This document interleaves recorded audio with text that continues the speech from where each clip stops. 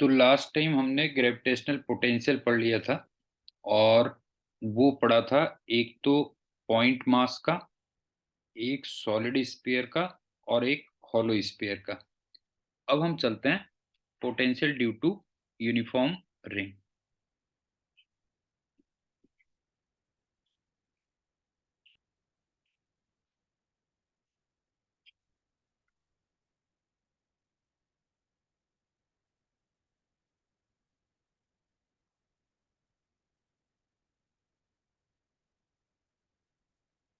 लेकिन वो केवल एक्सिस वाले पॉइंट्स पे होगा।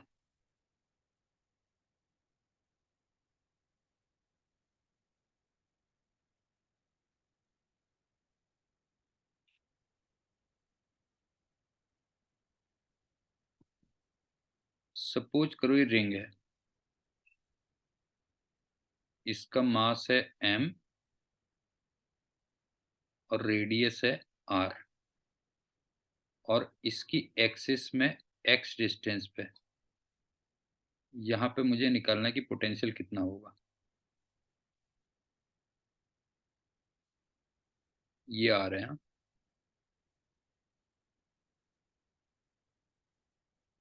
तो ये वाली जो डिस्टेंस होगी,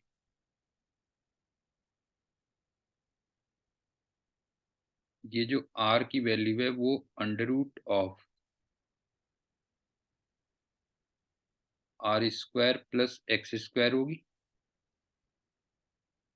और ये जो r डिस्टेंस है,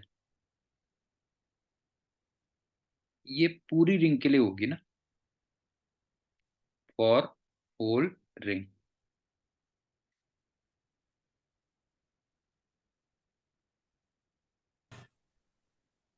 क्यों?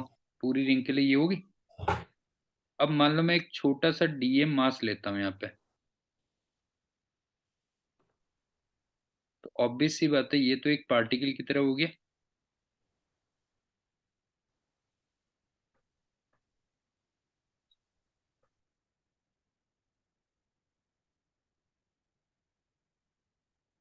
तो इस पार्टिकल की वजह से छोटा सा जो पोटेंशियल होगा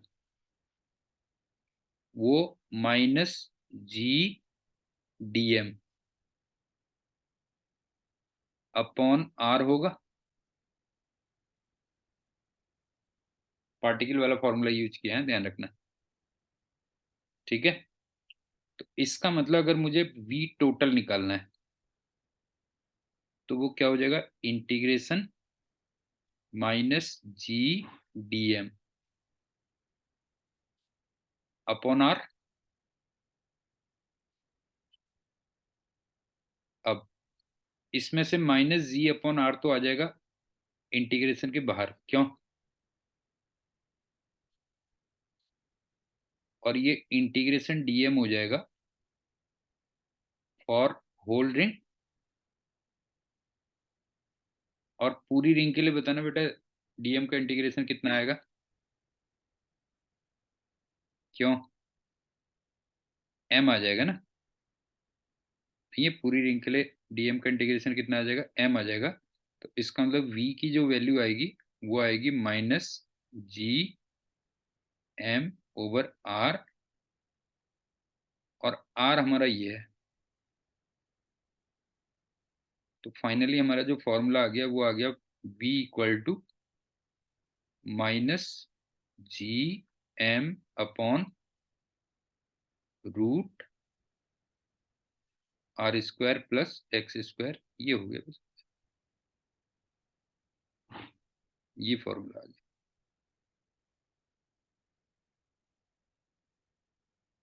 इसको थोड़ा सा इलाबोरेट कर लेते हैं। इसके मेन मेन पॉइंट्स क्या हैं, देखो ये है। Sir last page please. हाँ बेटा।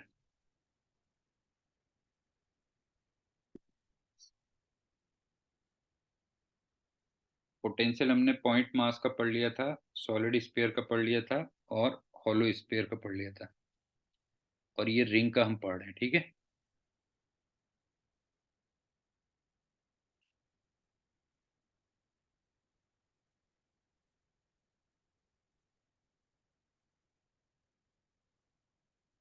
नोट कर लो तो बता देना। हाँ,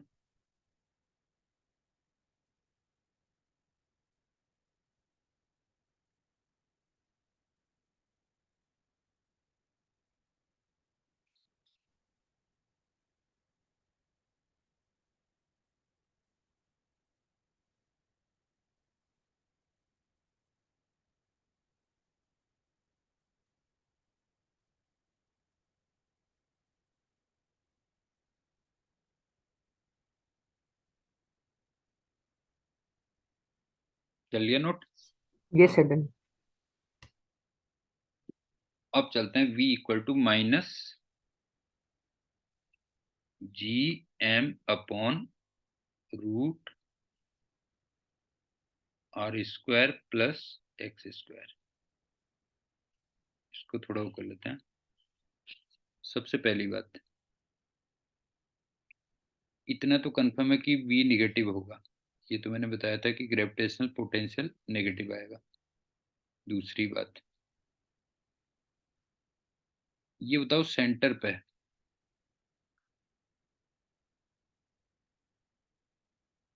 x की वैल्यू 0 होगी ना। इसका मतलब v की जो वैल्यू आएगी वो minus G M over R के इक्वल होगी। क्यों? ये हो गई। तीसरा, अब ये बताओ as X tending to infinity, तो v will be tending to 0 होगा ना। ये तो बनेगा, बताओ जो है, जैसे जैसे x इंफिनिटी को टेंड करेगा तो v 0 को टेंड करेगा। तो अगर तुम ग्राफ देखोगे तो v वर्सेस x कुछ ऐसा बनेगा। ये v है, ये x है। देखना ऐसा ग्राफ बनेगा, ये देखो ये बनेगा। और यहाँ पे जो वैल्यू आ गई वो minus G M over R के इक्वल आ गई। बताओ क्लियर है कि नहीं है? Yes sir. समझ में आ गया ना। और अगर मान लो मैं दोनों साइड ड्रॉ करूं, जैसे ये है, अगर मैं दोनों साइड ड्रॉ करूं,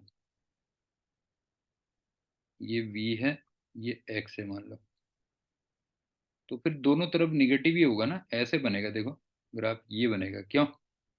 यहाँ पे जो वैल्यू आएगी वो minus G M over R के इक्वल होगी। क्यों?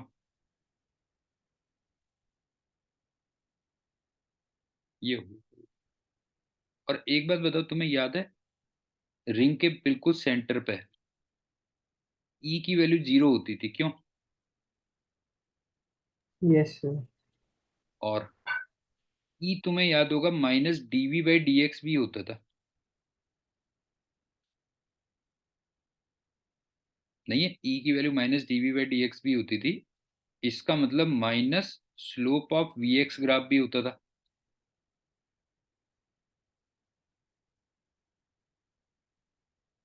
तो इसका मतलब सेंटर पे स्लोप को 0 भी होना चाहिए ना फिर। क्यों? ये बताओ, सेंटर यस पे सर। स्लोप को 0 नहीं होना चाहिए, बताओ जो है, 0 होना चाहिए। और जरा इस फिगर में देखना, सेंटर पे स्लोप 0 आ रहा है कि नहीं आ रहा है, बता जो है। यहाँ पे जरा देखना, स्लोप 0 आ रहा है कि नहीं आ रहा है, बता जो है। ये आ गया, बस हो गया। ये कर, ठीक। अब जरा एक काम करते हैं, फॉर्मूले इसमें काफी आ गए थे ना, तो थोड़ा सा फॉर्मूले को रिवाइज कर लेते हैं और कुछ इंपॉर्टेंट पॉइंट्स लिख लेते हैं पहले, प्रॉब्लम्स में जाने से पहले। नोट कर लिए? Yes sir. ठीक है,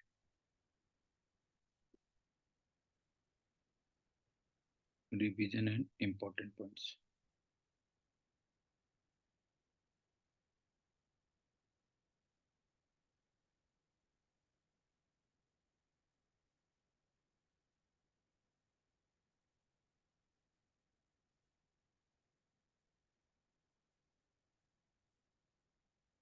पहली बात, अगर मैं पॉइंट मास पे जाऊं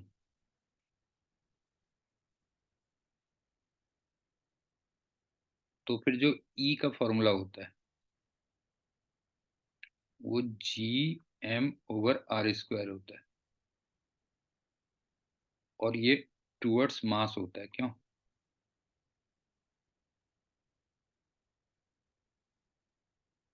और v का फॉर्मूला -gm/r होता है, क्यों? ये हो गया। अब अगर मैं ग्राफ ड्रॉ करूं तो E वर्सेस R ग्राफ वो रेक्टेंगुलर हाइपरबोला टाइप का होगा, क्यों? E प्रोपोर्शनल टू 1/r² होगा। और अगर मैं V वर्सेस R ड्रॉ करूं तो वो तो नेगेटिव साइन के साथ में रेक्टेंगुलर हाइपरबोला ही होगा, क्यों?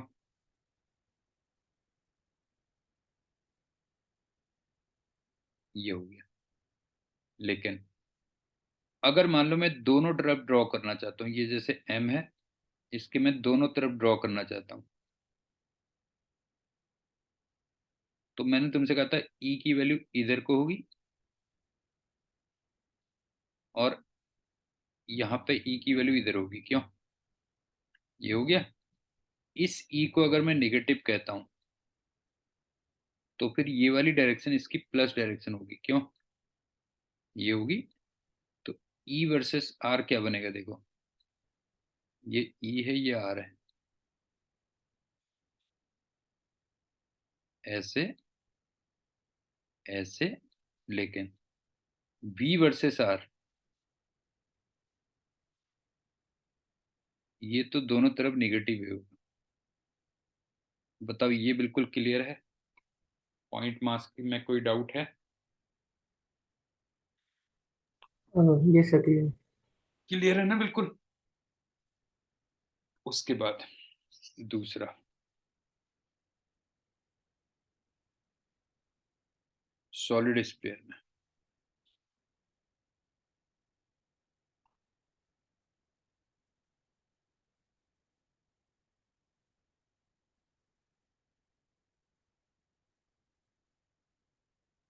E इनसाइड का जो फॉर्मूला बनता है वो Gm/r³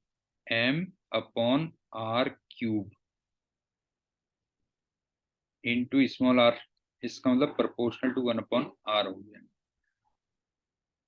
और आउटसाइड का जो फॉर्मूला बनता है वो Gm/r² होगा या प्रोपोर्शनल टू 1/r² होगा। और ये काफी हद तक फिर वही पॉइंट मास वाला फॉर्मूला हो जाएगा, क्यों?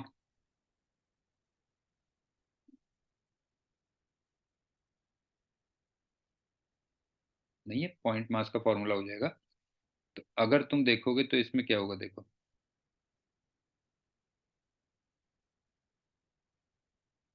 ये E है, ये R है, ये ऐसे बनेगा, क्यों?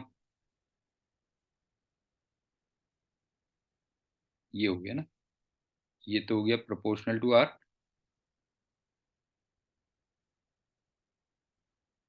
और ये आ गया प्रोपोर्शनल टू 1/r²। और ये कैपिटल R है और ये Gm/r² है। ये हो गया। और मैंने तुम्हें बताया था ये काफी हद तक वही चीज होगी ना फिर, G' वर्सेस सर H या D। हाँ बेटा। सर ऊपर आपने लिखा है E internal is directly proportional to 1/r। अरे सॉरी,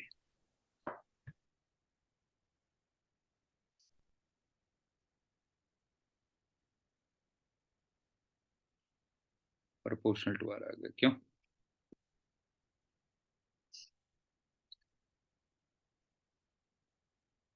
अब ठीक है ना। और ये मैंने बताया था ये काफी हद तक वही चीज होगी ना, G' वर्सेस H, ये डेप्थ होगी, क्यों? ये हो गया, बस हो गया। जैसे ये तो हो गया सेंटर पॉइंट, ये हो गया सरफेस पॉइंट, क्यों? इधर पे बस ये सेंटर पॉइंट है और ये सरफेस पॉइंट है। ये हो गया क्लियर। लेकिन अगर मैं दोनों तरफ इसको ड्रॉ करता, जैसे ये है इसके दोनों तरफ अगर ड्रॉ करता मैं, तो फिर वही बात आ जाती ना, देख जैसे ये है, ये इधर को होता, ये इधर को होता, क्यों? इसका मतलब एक तरफ वैल्यू नेगेटिव होती और दूसरी तरफ वैल्यू पॉजिटिव होती, तो ये कुछ ऐसे बनता, देख।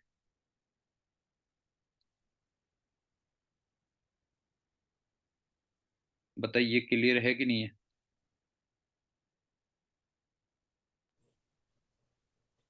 Yes. क्लियर है ना? अगर दोनों तरफ ड्रॉ करता तो ये होता, क्यों? ये हो गया। अब चलते हैं वी का फॉर्मूला। वी इन का फॉर्मूला ये याद आ रहा है, -GM/R³। ये फॉर्मूला थोड़ा सा होता था 1.5R² -0.5R², ये होता था। और वी आउट का वो तो फिर पॉइंट मास की तरह हो जाता, -GM/R बनेगा, क्यों? ये हो गया। अब अगर मैं ग्राफ ड्रॉ करता वी वर्सेस आर का, तो तुम्हें याद होगा पहले पैराबोला बनता था, क्यों? ये पैराबोला बना और फिर ऐसे आया, क्यों? ये होता था ना। जैसे फॉर एग्जांपल यहाँ पे अगर देखोगे, तो यहाँ पे तो हो गया -GM/R, और यहाँ पर जो बनी वैल्यू वो -1.5 GM/R बनेगी, क्यों? और ये पैराबोला बना। गुड मॉर्निंग गोपी। ये बना पैराबोला, और उसके बाद तो फिर सिंपल सी बात है, वो प्रोपोर्शनल टू -1/R होगा। बताओ उज्ज्वल, इसमें कोई कंफ्यूजन? बता, कोई No, कंफ्यूजन तो sir. नहीं है? ठीक है ना? लेकिन अगर मैं दोनों साइड ड्रॉ करता, तो दोनों साइड क्या होता फिर?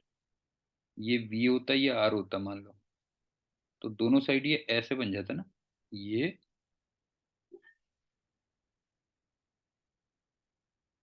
और ये ऐसे, क्यों?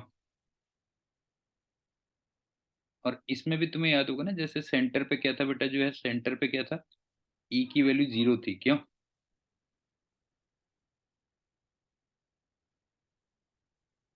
इसका मतलब सेंटर पे क्या होना चाहिए, स्लोप क्या होना चाहिए होता है, जो है 0 आना चाहिए उसको।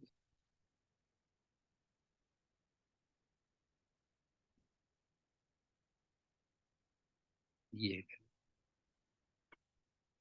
इसमें बता, इसमें कोई भी डाउट है इस वाले में, सॉलिड स्फीयर के ई या वी में कोई भी डाउट है तो बता देना बेटा।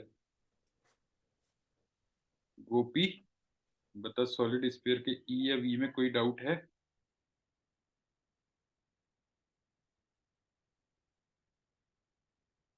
हाँ, पुराना भी रिवाइज ही कर रहे हैं क्या? काफी हद तक वो रिंग का कर लिया, एक नया रिंग का किया है, बाकी रिवाइज कर रहे हैं। रिंग का कर लिया हमने, बाकी रिवाइज कर रहे हैं, ये कह रहे हैं। उज्जवल, इसमें कोई डाउट तो नहीं है? फॉर्मूले कई सारे हैं ना एक्चुअल में, इसलिए मैं रिवाइज करवा दे रहा हूँ। ये हो No, गया। sir. अब चलते हैं हॉलो स्फीयर। अच्छा, हॉलो स्फीयर का वी रह गया था अभी, तो वी को थोड़ा एक्सप्लेन कर दूंगा। हॉलो स्फीयर,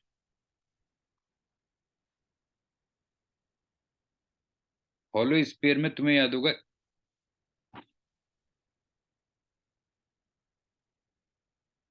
ई इन, ये 0 था, तुम्हें याद होगा। ई सरफेस GM/R² था, और ई आउटसाइड वो GM/R² था, या कह लो प्रोपोर्शनल टू 1/R², क्यों? और एक चीज मैंने और बताई थी कि सरफेस में डिसकंटिन्यूअस होगा, क्यों?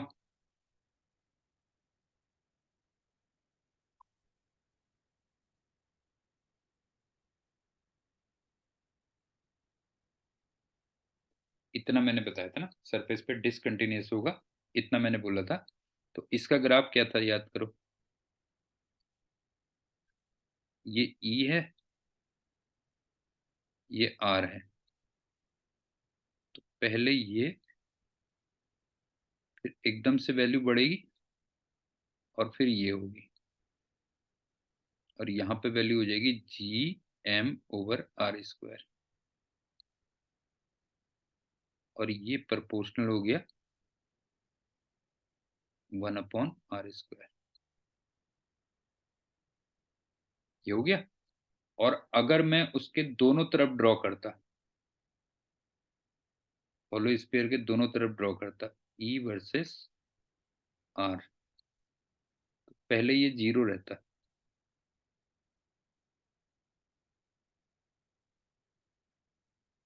और यहाँ पे अचानक निगेटिव में वैल्यू बढ़ती और फिर इधर हो जाती, यहाँ पे पॉजिटिव में वैल्यू बढ़ती और फिर ये हो जाती, ये हो जाता प्लस Gm/r²। और यहाँ पे वैल्यू हो जाती माइनस Gm/r²। और यहाँ पे प्लस किसके लिए यूज हो रहा है? पॉजिटिव डायरेक्शन के लिए, क्यों?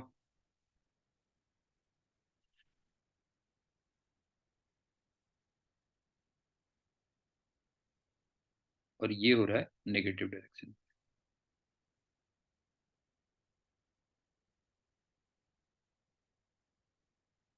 गोपी बता, ये क्लियर है या नहीं है? बता। क्लियर है ना पूरा? ये ई में क्या कर रहा हूँ मैं, प्लस और माइनस किसके लिए यूज कर रहा हूँ? डायरेक्शन के लिए यूज कर रहा हूँ ना, उसके लिए कह रहे हैं। उज्जवल, क्लियर है? उज्जवल भाई, यस सर। ठीक है। अब इसका पोटेंशियल रह गया था थोड़ा सा, पोटेंशियल देख ले सही ढंग से।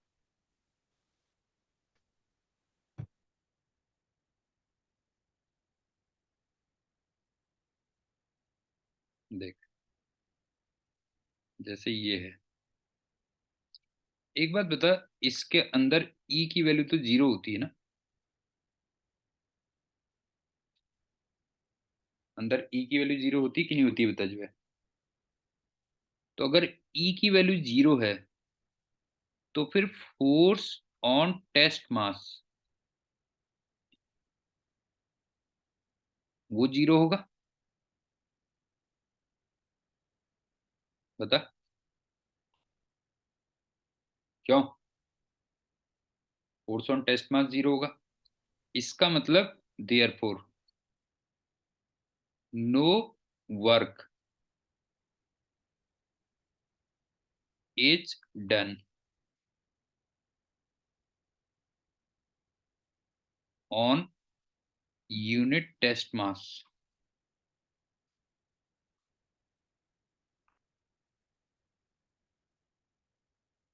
Bye gravitational force.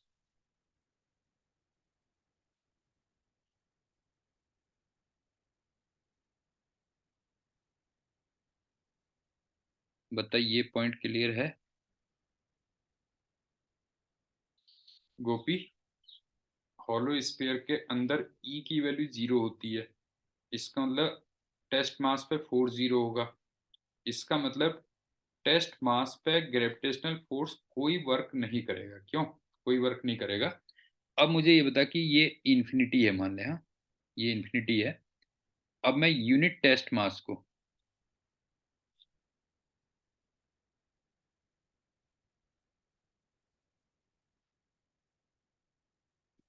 इन्फिनिटी से सरफेस तक लाया, और मान ले ग्रेविटी ने +20 जूल वर्क किया, तो बता जो पोटेंशियल होगा वो -20 जूल पर केजी होगा इतना। बता, ये समझ में आई बात नहीं आई? बता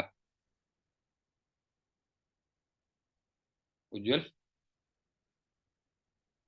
बता कि अगर इसको सरफेस तक लाने में अगर मान ले, ठीक, 20 जूल का वर्क हुआ, तो इसका मतलब सरफेस पे जो पोटेंशियल होगा वो -20 जूल पर केजी होगा। क्यों?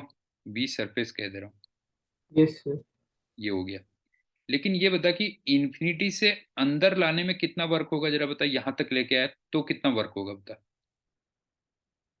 अब बता, इसको इसको देख के बता कितना वर्क होगा अगर मैं अंदर किसी पॉइंट तक लाता हूँ।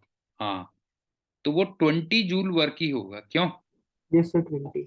हाँ, समझ गया ना, क्योंकि अंदर तो कोई फोर्स लग नहीं रहा। इसका मतलब वी इन, ये भी -20 जूल पर केजी हुआ ना फिर। समझ में आई बात नहीं आई बेटा, ये बता जो है। ठीक है, तो यहीं से हमारा फॉर्मूला बन गया ना। इसका मतलब जो वी इन होगा वो कांस्टेंट रहेगा किसी भी पॉइंट पे,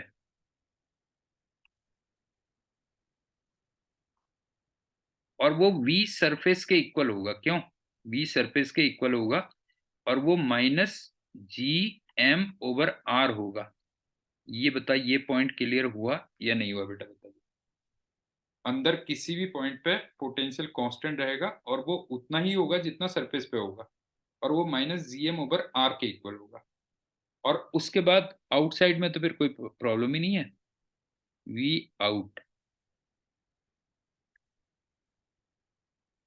ये तो फिर -GM/स्मॉल r के इक्वल आ जाएगा। क्यों?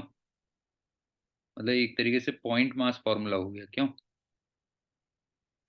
पॉइंट मास फॉर्मूला, ये फॉर्मूला बन गया। तो अगर ग्राफ देखोगे तो ऐसे होगा, देखो, ये v है, ये r है। पहले कांस्टेंट रहेगा और फिर ऐसे हो जाएगा, और ये कांस्टेंट किस वैल्यू पे रहेगा? -GM/R वैल्यू पे रहेगा। और अगर मैं दोनों तरफ ड्रॉ करूंगा तो फिर ये ऐसे रहेगा। ये हो गया, और फिर ये ऐसे बन गया। और फिर वही बच्चों वाली बात, अंदर ई की वैल्यू 0 है। क्यों? इसका मतलब slope of V R graph,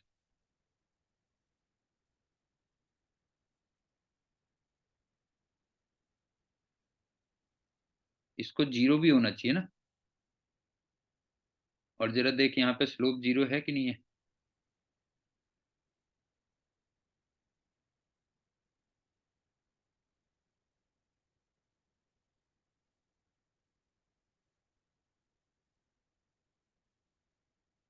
बता गोपी, गोपी और उज्जवल, बताइए क्लियर हुआ कि नहीं हुआ? Yes sir. ये हो गया, बस हो गया। अभी मेरे ख्याल से ना यहाँ पे अर्थक्वेक आया, मैं देहरादून में हूँ, मुझे लग रहा है हल्का सा एक अर्थक्वेक लग रहा, फील हुआ है अभी। न्यूज में पता चल जाएगा वैसे। ये हो गया इसका। अब चलते हैं uniform ring.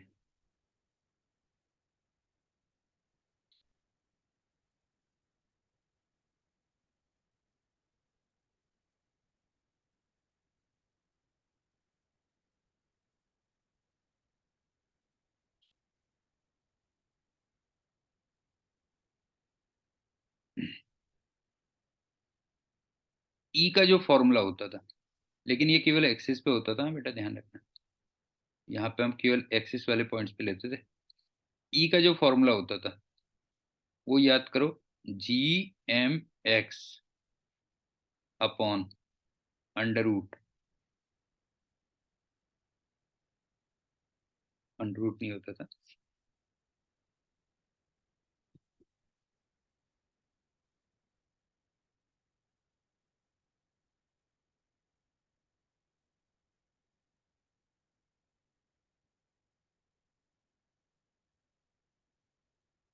Are square plus x square, इसकी पावर 3/2 होता था, क्यों? और ये टूवर्ड सेंटर होता था, याद करो।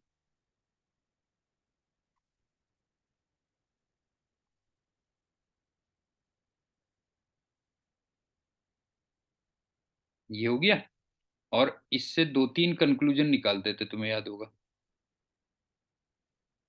कि x इक्वल टू 0 पे ई 0, x टेंडिंग टू इंफिनिटी पे ई टेंडिंग टू 0, और x इक्वल टू r/√2 पे ई मैक्सिमम। बता कोई डाउट? याद आ रहा बेटा, ई का ये फॉर्मूला होता था और ऐसे ग्राफ बनता था। ये ई है, ये एक्स है, इस टाइप से बनता था। ये हो गया। और अगर मैं दोनों साइड ड्रॉ करूं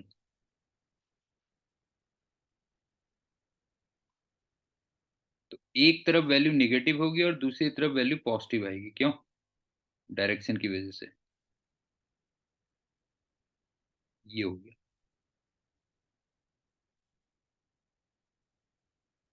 उज्जवल,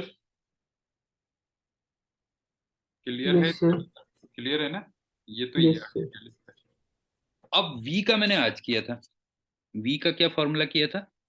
v का फॉर्मूला किया था -gm upon √r² plus x square. Gopi, ये मिस हुआ था बस तेरा।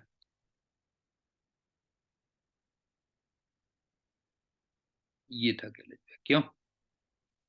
-gm/√r² plus x square. और v का कुछ ऐसे ग्राफ बना था। ये v है, ये x है, मान ले। ऐसे बन गया था, ये था। और अगर मैं दोनों साइड में ड्रॉ करूं तो फिर ये ऐसे बन जाता है, क्यों? ये हो गया। और ये वाली जो वैल्यू आ रही है सेंटर में, ये -gm/r आ रही है, जहां पे x की वैल्यू 0 है। और लास्ट में वो पॉइंट और करूंगा कि यहाँ पे e की वैल्यू 0 है, क्यों? इसका मतलब स्लोप ऑफ vx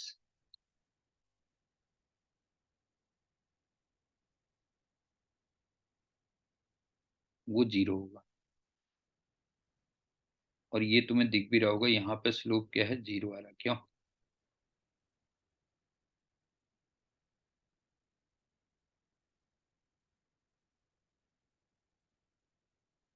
मेरे ख्याल से ये भी क्लियर होना चाहिए, क्यों? यहाँ तक ये हो गया। अब फिफ्थ में चलते हैं। फॉर्मूले ज्यादा हैं इसलिए रिवीजन कर रहा हूँ। फिफ्थ में v को e में कन्वर्ट करना बिल्कुल वैसे ही है जैसे u को उसके कंजर्वेटिव फोर्स में कन्वर्ट करना है, क्यों? नहीं, ये दोनों बिल्कुल सिमिलर टाइप के होते हैं। और इसमें मैंने तुम्हें दो तीन फॉर्मूले लिखे थे। E equal to -dv/dr, -dv/dx,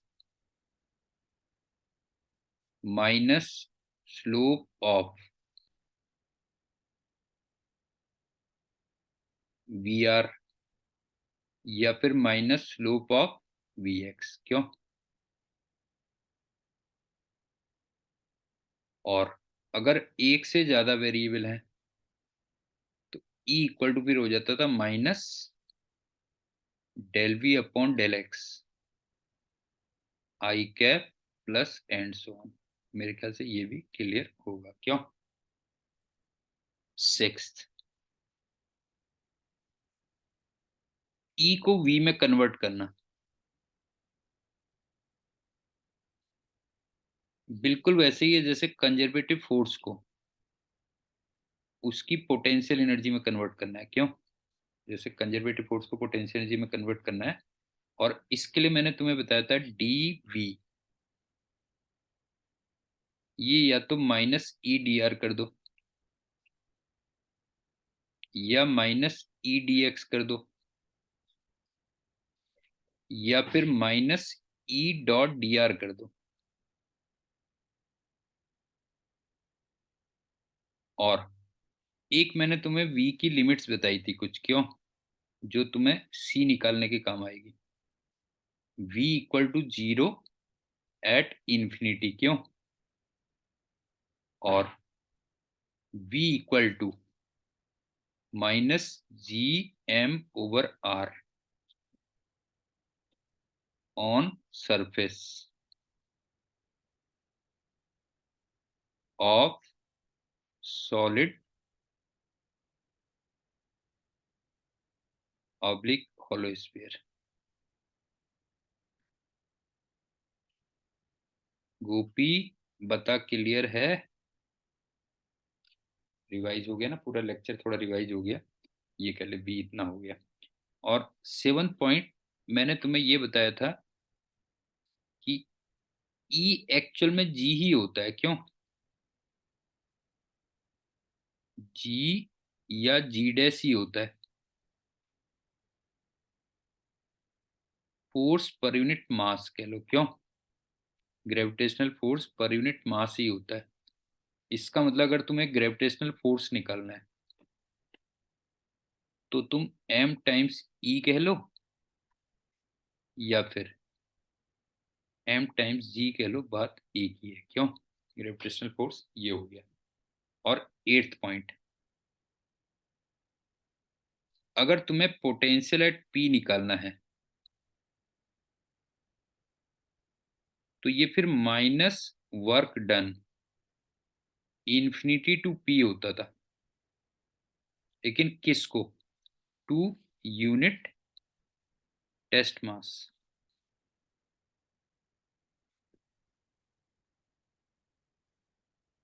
लेकिन किस फोर्स का वर्क है? By gravitational force.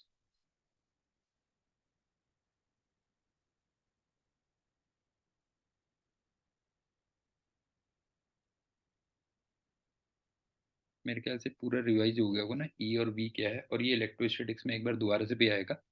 और एक लास्ट पॉइंट, 9th, वी निकालने की मैंने दो मेथड्स बताई थी ना बेटा तुम्हें। क्यों? मेथड 1, एक तो ये वाले से निकाल लोगे, minus work done from infinity to P. और दूसरा मैंने कहा था मेथड 2 क्या होता है, एक मिनट है बेटा।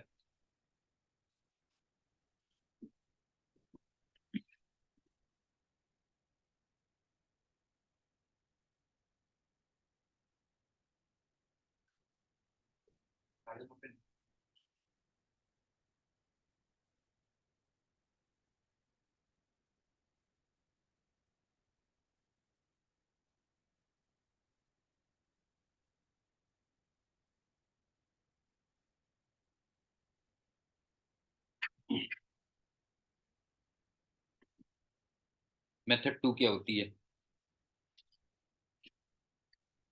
इंटीग्रेशन ऑफ ई। क्यों? Integration of E plus limits. यहां तक बताओ बिल्कुल क्लियर है?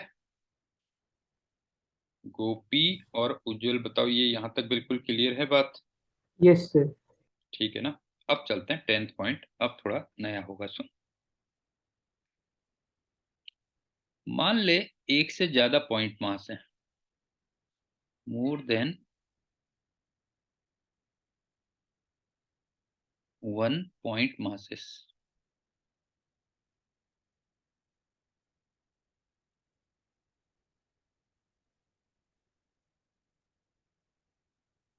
तो मुझे जो ई निकलेगा नेट, वो वेक्टर में सम होगा ना फिर।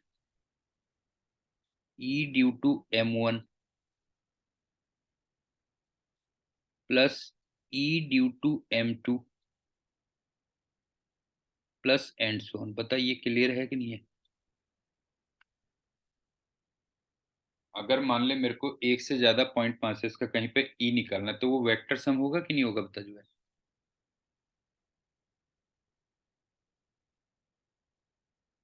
ये होगा। लेकिन अगर मुझे वी निकालना है तो फिर वो होगा V due to M1 plus V due to M2 plus and so on. ये भी क्लियर होगा मेरे ख्याल से, क्यों? अब मैं दूसरे वाले एक्सप्रेशन को लिख रहा हूँ।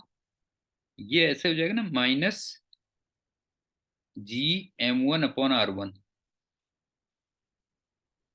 माइनस GM2/R2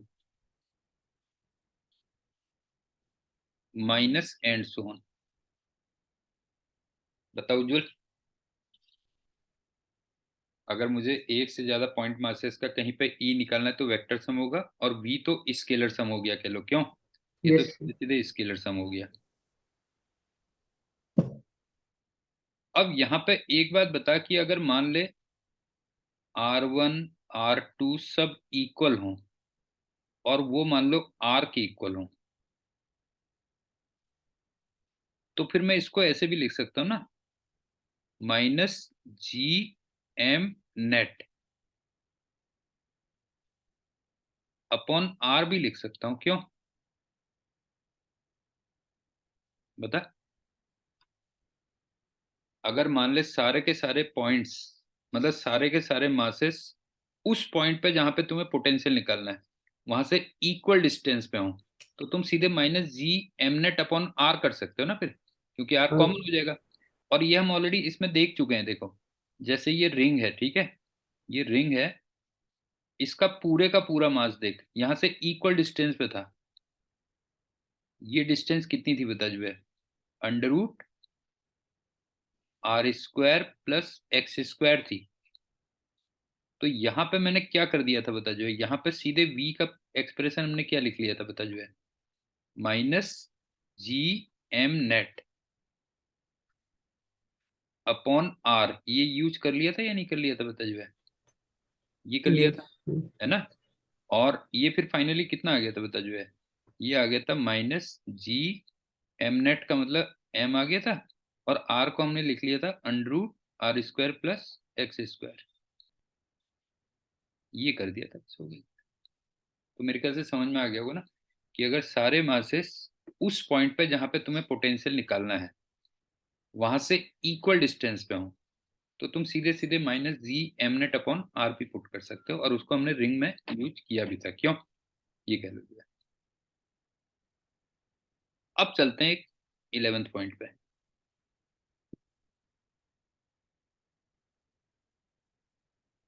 एक बात बताओ कि ये रिंग है, हाँ,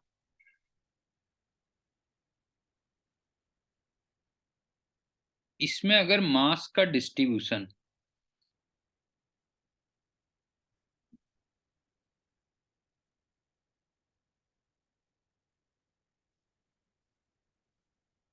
यूनिफॉर्म हो,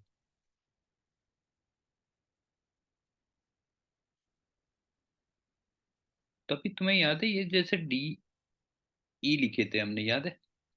ये लिखा था DE, और ये लिखा था DE, और ये थीटा, और ये थीटा। तो उस केस में DE साइन थीटा कंपोनेंट ये कैंसिल हो जाते थे, याद कर।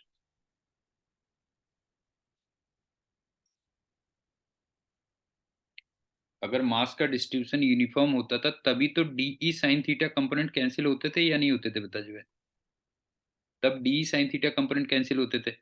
और जो हम E निकालते थे, वो फिर कैसे निकालते थे बताओ जो है? E निकालते थे इंटीग्रेशन DE कॉस थीटा और होल रिंग,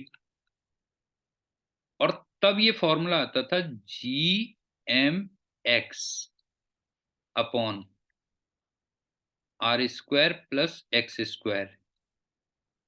इसकी पावर 3/2 आता था। बताइए क्लियर है या नहीं है? कि अगर मास का डिस्ट्रीब्यूशन यूनिफॉर्म होता था तब डीई साइन थीटा कैंसिल होते थे, क्यों? लेकिन और फिर हम डी कॉस थीटा को होल रिंग के लिए इंटीग्रेट करते थे तब ये आता था। अब ये बता कि अगर मास का डिस्ट्रीब्यूशन नॉन यूनिफॉर्म हो, इफ मास डिस्ट्रीब्यूशन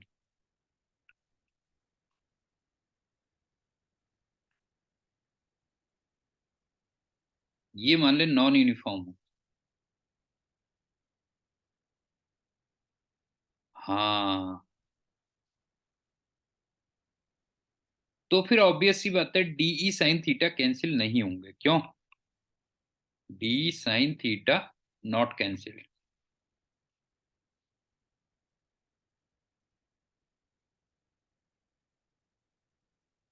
अब तुम ई का फिर ये एक्सप्रेशन नहीं लिख सकते बेटा, ध्यान रखना।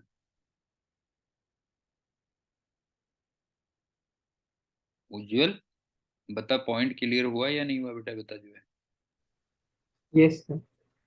ये कर। लेकिन ये बता कि v के एक्सप्रेशन में क्या कोई चेंज आएगा? ये बता, जो v का हमने एक्सप्रेशन लिखा था उसमें कोई चेंज आएगा क्या? ई में तो चलो सही है, मान गए। v में बता कुछ चेंज आएगा? No sir. उसमें नहीं आएगा, कोई फर्क नहीं पड़ेगा उससे।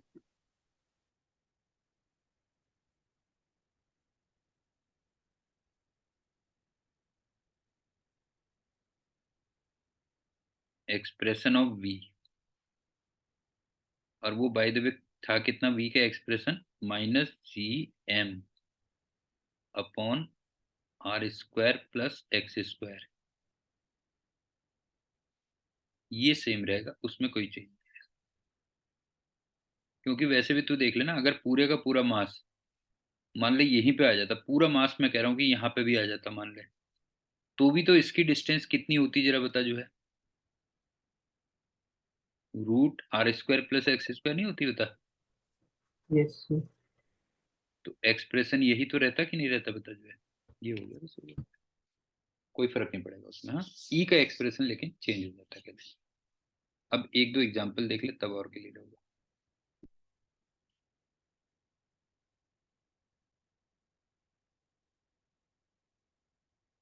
ये इलेक्ट्रोस्टैटिक्स में फिर से रिपीट होंगे, हाँ, ध्यान रखना। ये बताओ कि अगर मान लो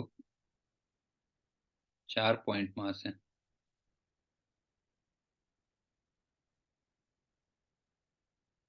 एम एम एम एम, और ये सेंटर है और ये ए है,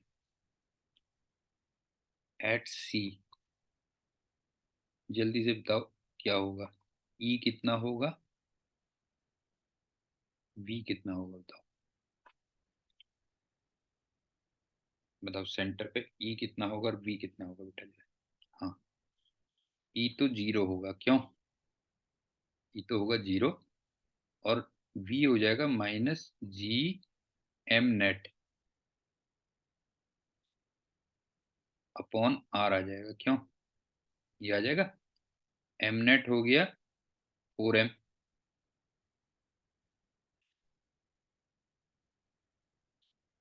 और आर का मतलब हो गया डायगोनल का हाफ, क्यों? हाफ ऑफ डायगोनल,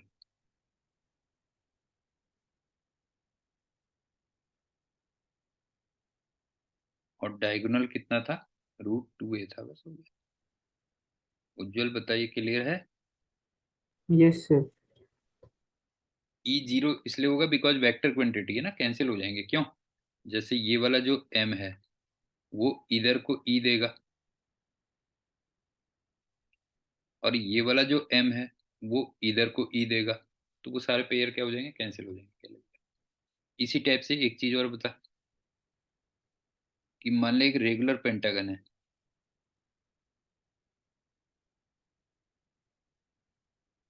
और हर जगह पे m रखा हुआ है,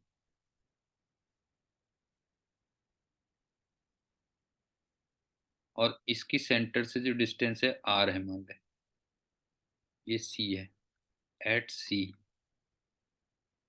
अब बता ई कितना होगा और v कितना होगा?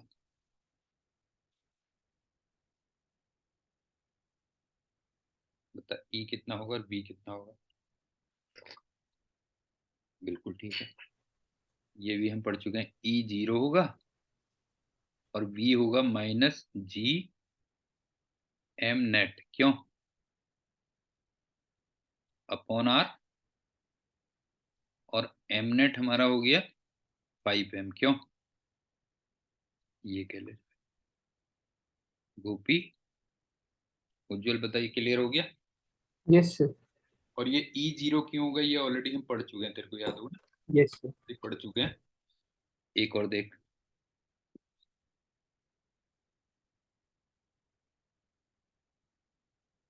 अगर मान ले रेगुलर पेंटागन ही है, लेकिन अब इसके 4 एंड पे मान लो एम है केवल,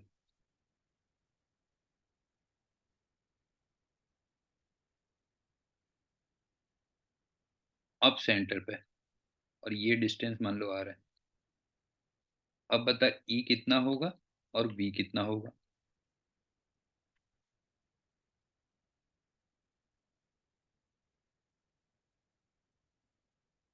हाँ, ई तेरे को याद है केवल एक की वजह से रह जाता था, फिर क्यों, यस सर। ड्यू टू 1, और वो हो जाएगा GM/R², क्यों, और बी हो जाएगा -4GM/R हो जाएगा वैसे भी। ये क्या, और एक और एग्जांपल बता दे रहा हूँ।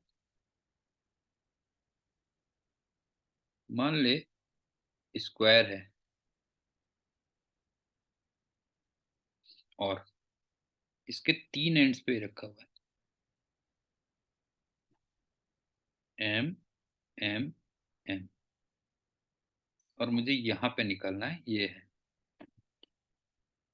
ई कितना और बी कितना।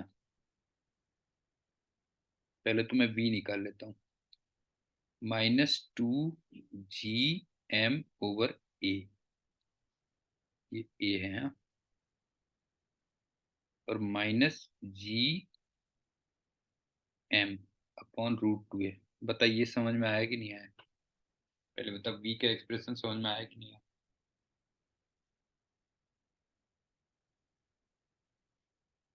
बी का दिमाग लगा।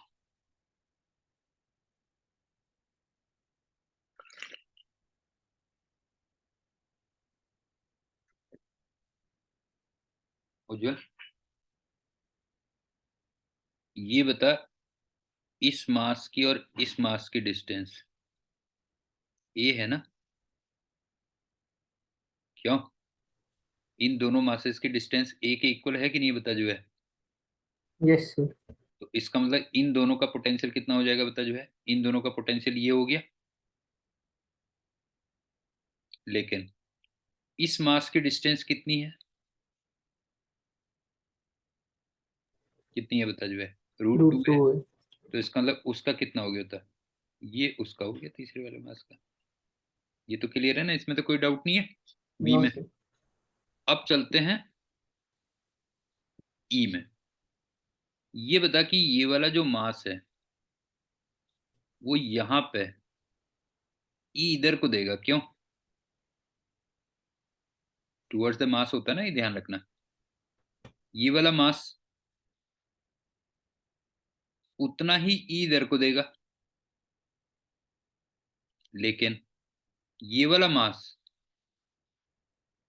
इधर को देगा कितना, बता जो है, E/2। कुछ याद आ रहा है कि नहीं आ रहा, बता। Yes sir. याद आ गया ना, ये E/2 होगा। अब मेरे को ये बता, ये ई और ये ई, ये दोनों मिलके कितने हो जाएंगे, √2E। इसका मतलब नेट कितना हो जाएगा, बता जो है, नेट हो जाएगा E+E/2 +√2E, क्यों, और यहाँ पे जो ई की वैल्यू थी वो होगी GM/A² होगी, बस हो गया। बता, ई और वी के एग्जाम्पल क्लियर हैं या नहीं है बेटा, बता जो। ई और वी के एग्जाम्पल्स क्लियर हैं?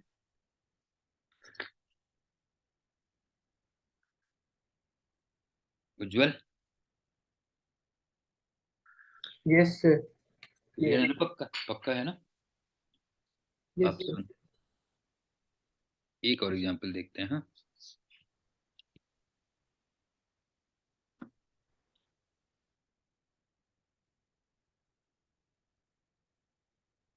ये एक ना यूनिफॉर्म रिंग थी, और यहाँ पे तुमने एक छोटा सा कट मारा था एक्स लेंथ का,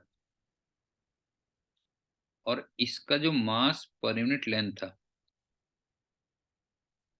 वो लैम्डा दिया हुआ था, और मुझे इसके सेंटर पे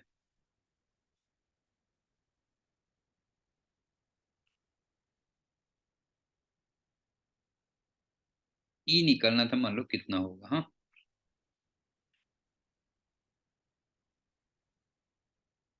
अब ध्यान से देखना, इसमें केवल एक पेयर कैंसिल नहीं होगा, बस इसके जो बिल्कुल अपोजिट है।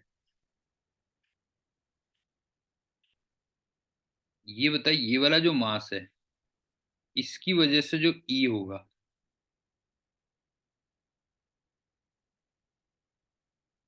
ये कैंसिल नहीं होगा।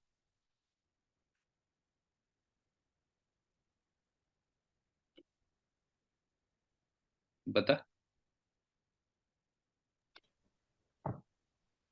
बाकी सारे पेयर कैंसिल हो जाएंगे ना। जैसे तू ये बता, यहां पे अगर कोई मास है तो ये इससे कैंसिल हो जाएगा, तो बाकी सारे कैंसिल हो जाएंगे, केवल ये वाले की वजह से कैंसिल नहीं होगा। क्यों गोपी, ये बता, समझ में आ रही बात, नहीं आ रही बेटा जो है? ये बता, इसमें एक छोटा सा पेयर कैंसिल नहीं होगा, और इतने पोर्शन का मास कितना है बता जो है?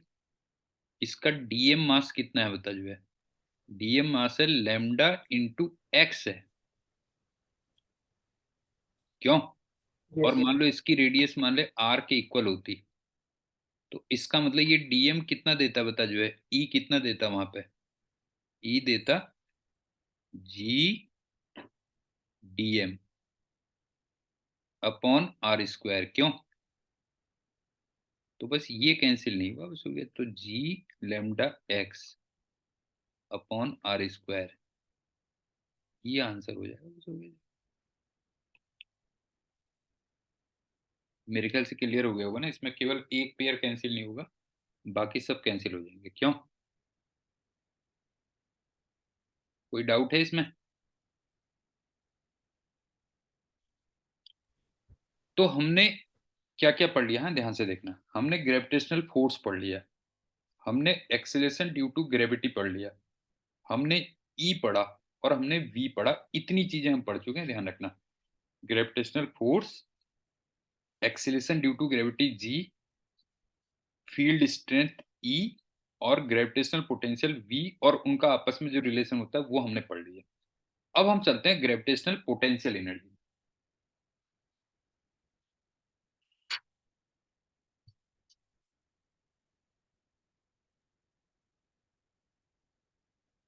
नेक्स्ट हमारा चलता है ग्रेविटेशनल पोटेंशियल एनर्जी।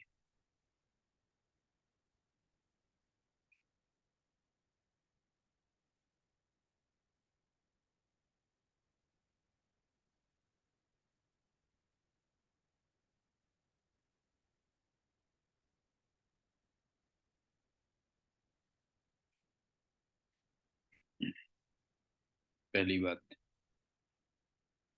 यू से दिखाएंगे। हाँ, दूसरी बात, एक सिंगल पॉइंट मास की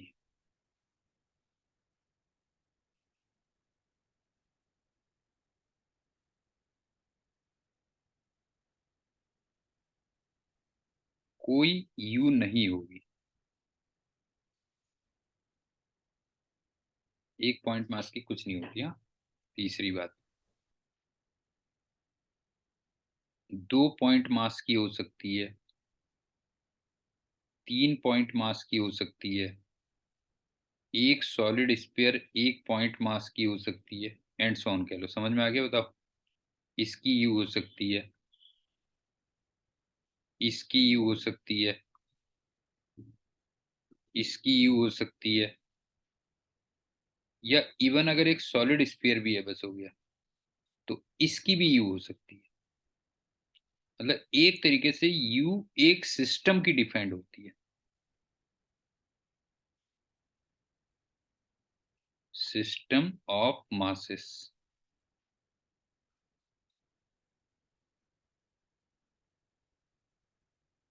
इज डिफाइंड।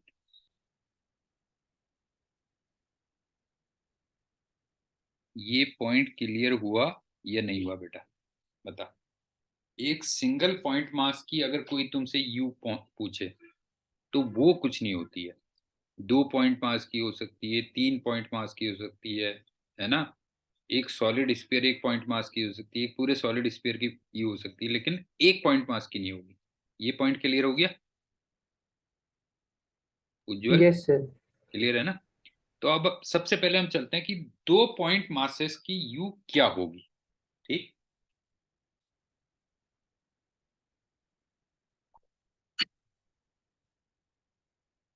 तो हम चल रहे हैं यू ऑफ 2 पॉइंट मासेस।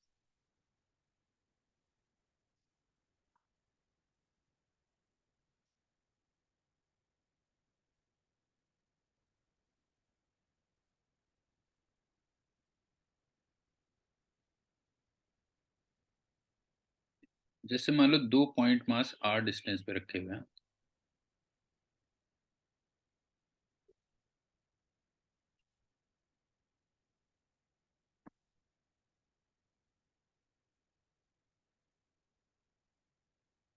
तो कुछ नहीं, इनको इन्फिनिटी से इस पोजीशन तक लेके आओ और उसमें ग्रेविटेशनल फोर्स का वर्क कैलकुलेट करो और उसको माइनस कर दो, वो इसकी यू डिफाइन होगी। बस हो गया।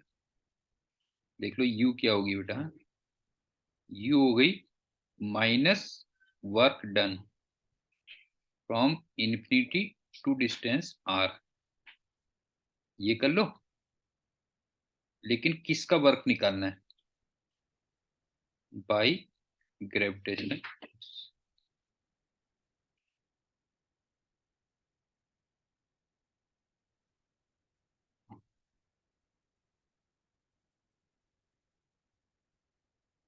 बताओ ये पॉइंट क्लियर हुआ या नहीं हुआ? गोपी बता बेटा जी। इन्फिनिटी से आर डिस्टेंस तक लेके आओ सिस्टम को। क्यों? इन्फिनिटी से आर डिस्टेंस तक लेके आओ और उसमें ग्रेविटेशनल फोर्स का वर्क कैलकुलेट कर लो और उसको माइनस कर दो। क्यों? तो वो उसकी पोटेंशियल एनर्जी डिफाइन होगी। अब तुम एक बात बताओ कि वी और यू में क्या डिफरेंस है?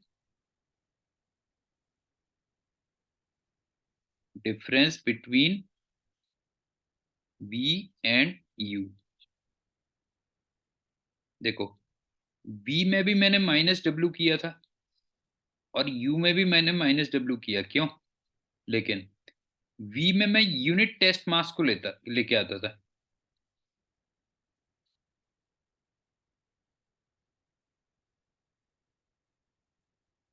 और इसमें मैं पूरे सिस्टम को ला रहा हूं। बताओ ये पॉइंट क्लियर है या नहीं है?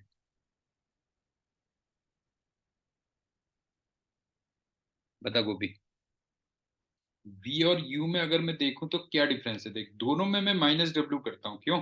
दोनों में मैं माइनस डब्ल्यू करता हूं। एक में तो मैं लाता हूँ यूनिट टेस्ट मास को, लेकिन दूसरे में मैं पूरे के पूरे मास को लेके आ रहा हूँ। ये डिफरेंस है। बस हो गया। क्लियर हो गया ना? अब देख कैसे निकालते हैं इसको।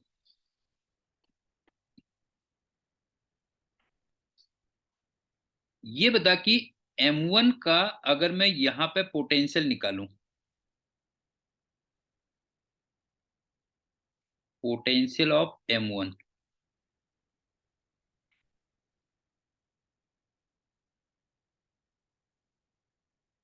V, तो ये बताइए माइनस G M1/R रहा होगा।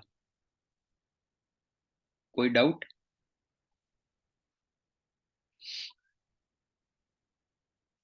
गोपी नारायण बताओ बेटा जो है कि M1 का अगर मैं पोटेंशियल निकालूंगा तो -G m1/r रहा होगा, लेकिन इसमें मैं किसको लेके आया हूंगा, इसमें मैं पॉइंट मास को लेके आया हूंगा।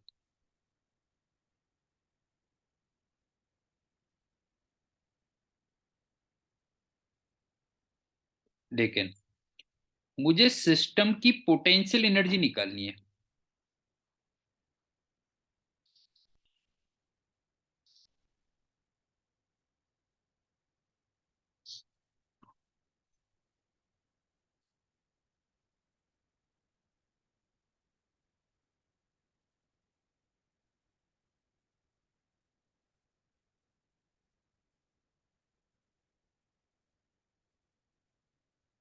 देखना, मेरे को सिस्टम की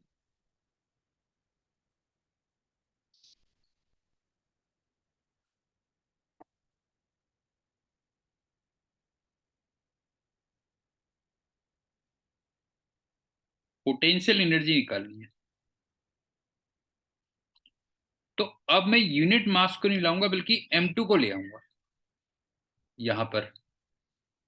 तो मेरा काम चल जाएगा। बता, क्लियर है कि नहीं है?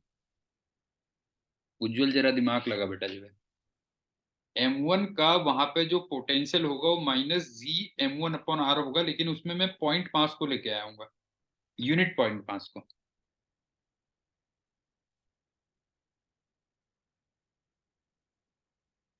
अब लेकिन मेरे को सिस्टम की पोटेंशियल एनर्जी निकालनी है, तो इसमें मेरे को यूनिट पॉइंट मास को नहीं लाना, बल्कि पूरे M2 को लेके आना। बताइए क्लियर है कि नहीं है?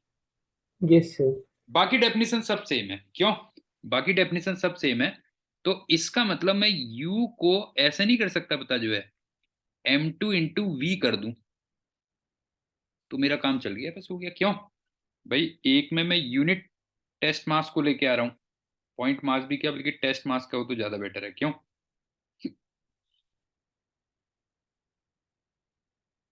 और पोटेंशियल एनर्जी के लिए मुझे पूरे का पूरा M2 मास लेके आना है, नहीं है? तो मैं M2 × V कर दूंगा, बस हो गया जो है। तो इसका मतलब U की वैल्यू कितनी आ गई? U की वैल्यू आ गई -G m1m2/r आ गई। अच्छा, तुम उल्टा भी कर सकते थे ना। तुम उल्टा ये कर सकते थे कि तुम क्या करते, देखो, M2 का यहाँ पे पोटेंशियल निकाल लेते। तो बताओ M2 का यहाँ पे पोटेंशियल कितना आ जाता? G m2/r। हाँ, G m2/r करते। तो इसका मतलब इसमें मैं क्या करता, यूनिट टेस्ट मास को लेके आता। लेकिन अब मुझे यूनिट टेस्ट मास को नहीं लाना, M1 को लाना है। तो इसका मतलब मैं U को कितना कर सकता था, पता जो है, U को अब मैं करता M1 × V करता। क्यों? M1 × V। तो अल्टीमेटली ये उसी के इक्वल आ जाता, G m1m2/r के इक्वल आ जाता। अब बता, क्लियर है कि नहीं? Yes sir. समझ में आ गया ना? दोनों की डेफिनेशन बिल्कुल सेम है। इन्फिनिटी से उस पोजीशन तक लेके आना है, ग्रेविटेशनल फोर्स का वर्क कैलकुलेट करना है, और उसको माइनस कर देना है।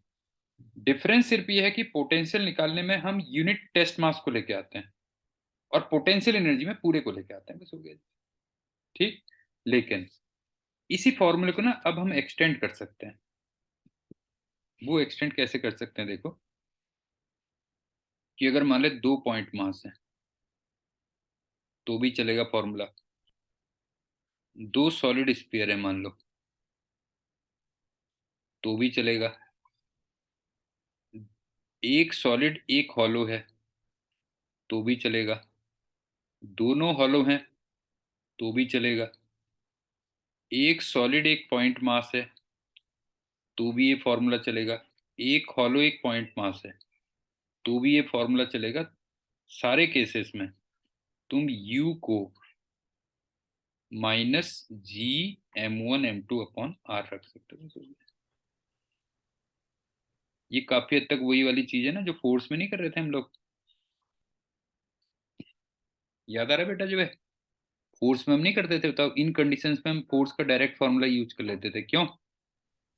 Yes sir. Sir R distance है दोनों के सेंटर ऑफ मास से है ना। हाँ हाँ, आर तो नेचुरल से आता है। आर ये वाली डिस्टेंस होगी ना, ये।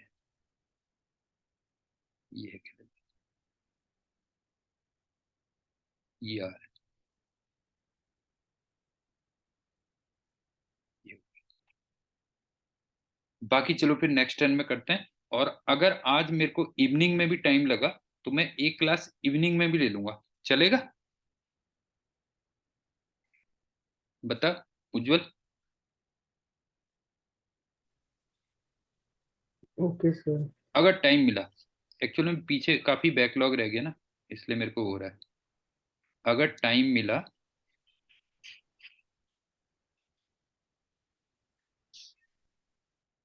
तब, हाँ।